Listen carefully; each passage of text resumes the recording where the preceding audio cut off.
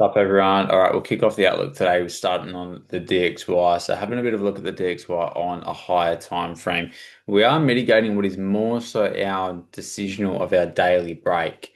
We've had other decisionals, obviously, of these internal breaks prior to this point, but if we understand that, obviously, that's our daily break. Our extremes down here. This is the last pullback that took liquidity that created this break of structure. So we are mitigating that area just now. You could see this as your decisional, but understand that this is like our whole decisional area. This is our main last pullback that obviously created that break.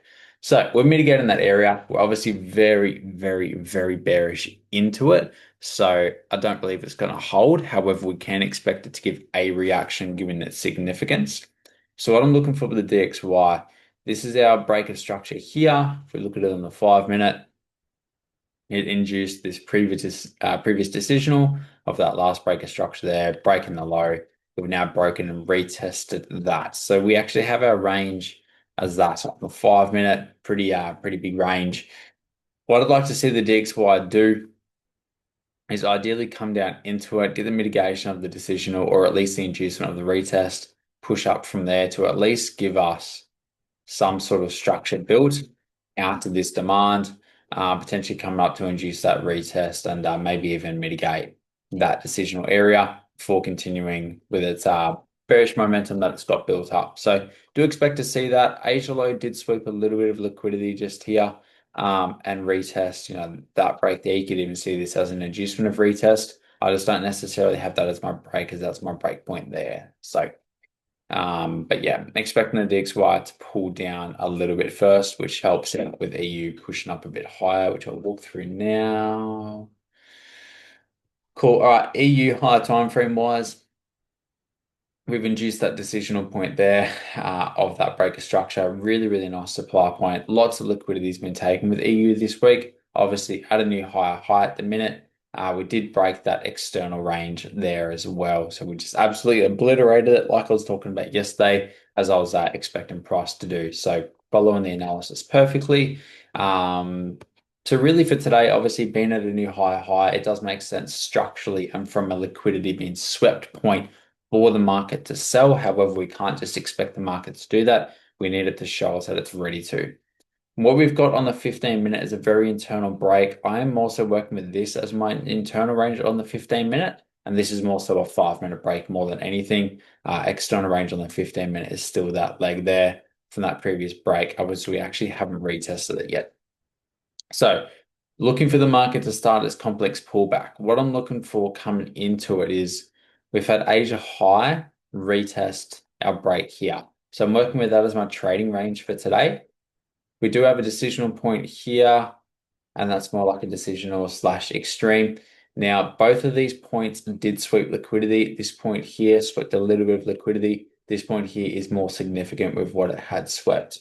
Given how filled everything is up here, you can view the extreme area as that, but I'll just have it marked out as that for now. I've got a 4 minute point marked out, and obviously that point's the last 5 minute point.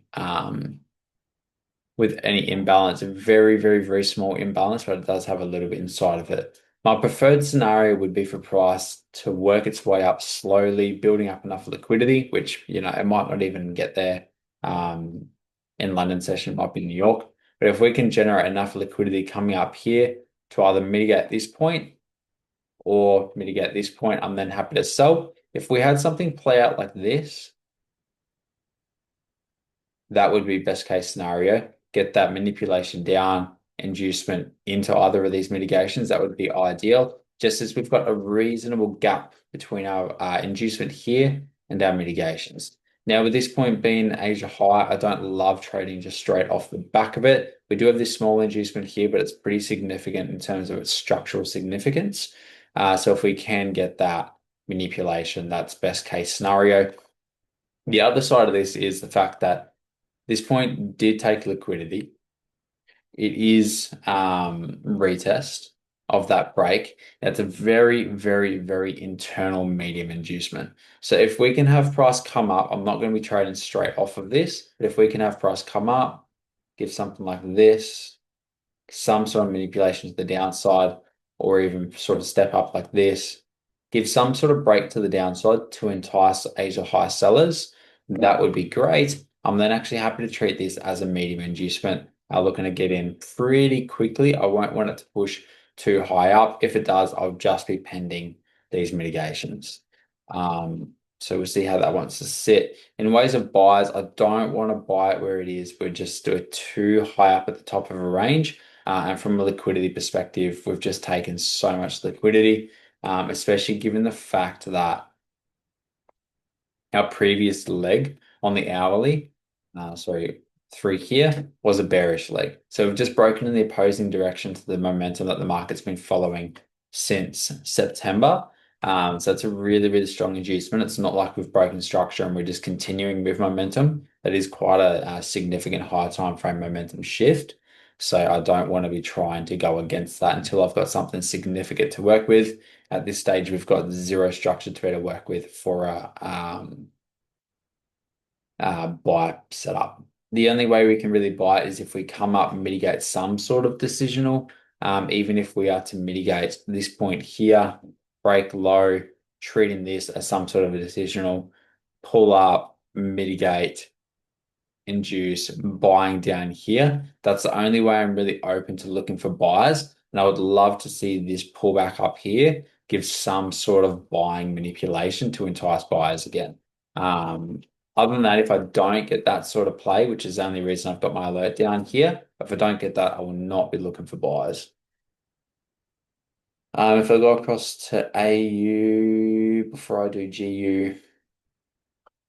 Now, AU, to be honest, is probably my preferred pair for today. It's in a bit of a weird spot and its structure's not the greatest, but it makes probably the most sense to continue buying. And with what it's going to do. Also, the liquidity targets that we have are quite nice with it. So obviously we're at the top of an hourly leg, but we know AU does this. It just goes on these crazy runs sometimes and just builds massive legs. So what I'm looking for with AU, we've had a really nice medium inducement into the significant mitigation, straight leg. So we know this area here shouldn't hold. No liquidity in this main leg, no liquidity in the complex pullback if that were to be a new range. But we can see the clear momentum coming out of this demand that's looking to follow with that range just there. Now, I'm looking for this supply area to prove that it is a smart money trap and give us a play out of there. What we've got here is we've got an initial first leg. We're still sitting inside of it as we speak. So if we can have price pull down, create that 15-minute two leg, that's going to give us a medium inducement play. We've also got the low outside of Asia into a further mitigation of this area, which is a supply to demand, which took liquidity. So I'm happy to buy straight out of this point or the mitigation, the inducement of that point, which will further mitigate this area here, which also took a little bit of liquidity in itself. Obviously targeting the liquidity that we've got running across the top up here, the external high, and the continuation of that bullish structure. Cool. All right, moving over to GU. GU, same as AU, it does need to develop a bit of structure before we can do anything with it. Looking at it on a higher time frame, we are at the top area of that bearish leg that we've got just here. Of course, we're coming out of the significant mitigation. The good thing with GU looking at its range that it's got is we are really generating nice liquidity here and it's showing good signs of clear impulse, complex pullback. So we've got that slow retracement, which is really good. So we should potentially see price get a bit of a sell-off and follow with that high time frame momentum. Now, mitigating this area here, which if I go across to what it is the decisional point of one break, two breaks of those two 15-minute bearish breaks that created that initial bearish impulse. The only issue that I have with this area that we are mitigating and why I don't think it's going to hold, one, it's not our extreme area. Two, we've got a bunch of equal highs sitting above it. However, the area itself did induce liquidity through the two leg that it gave out of that demand area. And yeah, last point that took liquidity into that breaker structure. It's what we're currently mitigating. But like I said, got a lot of liquidity sitting up above. You could also view this area as a bit of a decisional point. All of this structure here was actually quite significant, but this point here is obviously where we're sitting right now. the point that created the demand to supply that led to that break of structure.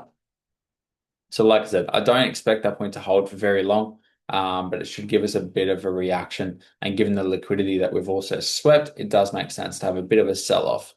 Now, the way the range is moving currently, obviously no liquidity here, and not really any liquidity here so far. What I would like to see is if we can pull up from here, break that high, we will get a nice inducement into mitigation, and I will treat that as internal retest. Obviously, that's going to bring in a lot of buyers as well. So at that point, I'll be happy to buy out of this demand. If we can also as well come down from here and generate some liquidity like this, bring in those Asia low buyers and some sort of manipulation to get an inducement into mitigation, as well as also generate liquidity, I'll be happy to buy from there. The other side is if we can pull up and generate some liquidity like this. But as it stands right now, we don't have enough liquidity inside of this retracement here for me to be happy to use that as a strong mitigation. I'm expecting this point to get pushed through as it stands right now. But if we can develop some more liquidity inside of this area, I'm happy to look for buyers. I just need it to generate it before we mitigate, not after we mitigate, because then I'll be treating it as a smart money trap. GU, I really don't love its structure right now. It's a bit iffy. It's probably got the least amount of conviction compared to the other two pairs. So yeah, we'll just monitor what it does once we've had either of these alerts go off. Obviously, we're getting towards the end of the year, so prices starting to slow down a little bit and it's going to start getting a little bit unpredictable.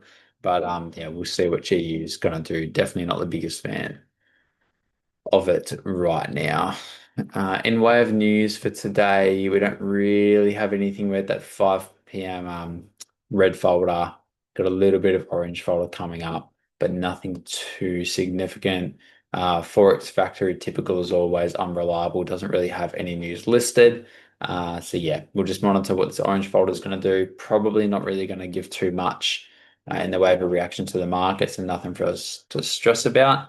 We'll monitor them. Like I said, AU is going to be my main one that I'm watching for today. If it doesn't, just buy from there. And yeah, we'll just keep a close eye on GU over the next hour or so and see what liquidity it wants to build up.